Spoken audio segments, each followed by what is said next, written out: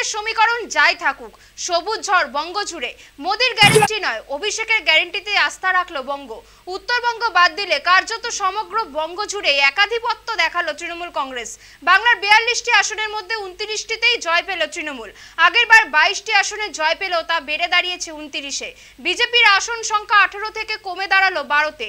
কংগ্রেসের 2টি আসনের জায়গায় টিকে থাকলো 1টি আসন। লক্ষ্মীর ভান্ডার সহ একগুচ্ছ জনদরদি প্রকল্পের ম্যাজিক ফিগার ছুঁড়ে ফেললো বঙ্গের তৃণমূল। 2/3 আসনে জয়লাভ বঙ্গের রাজনীতিতে শুধু প্রভাব ফেলবে তাই নয়, কেন্দ্রের রাজনীতিতেও তৃণমূল তাৎপর্যপূর্ণভাবে প্রাসঙ্গিক হয়ে উঠতে চলেছে আগামী দিনে। এবারে লোকসভা ভোটে তৃণমূলের সাফল্য কেন্দ্রীয় রাজনীতিতে কোনো অভিমুখ নেয় সেটাই দেখার।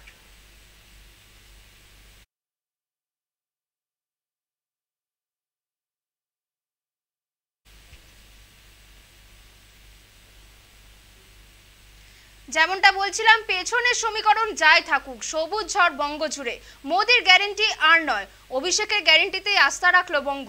উত্তরবঙ্গ বাদ দিলে কার্যত সমগ্র বঙ্গ জুড়ে একাধিপত্য দেখালো তৃণমূল কংগ্রেস। বাংলার 42টি আসনের মধ্যে 29টিতেই জয় পেল তৃণমূল। আগেরবার 22টি আসনে জয় পেলেও তা বেড়ে দাঁড়িয়েছিল 29-এ।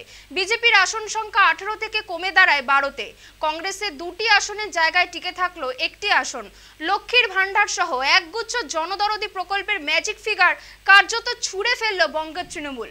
2/3 আসনে জয়লাভ বঙ্গের রাজনীতিতে শুধু প্রভাব ফেলবে তাই নয়, কেন্দ্রের রাজনীতিতেও তৃণমূল তাৎপর্যপূর্ণভাবে প্রাসঙ্গিক হয়ে উঠতে চলেছে আগামী দিনে।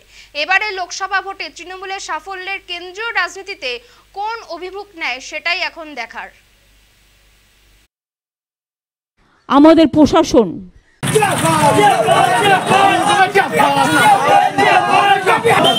জয় বাংলা, জয় বাংলা, জয় বাংলা।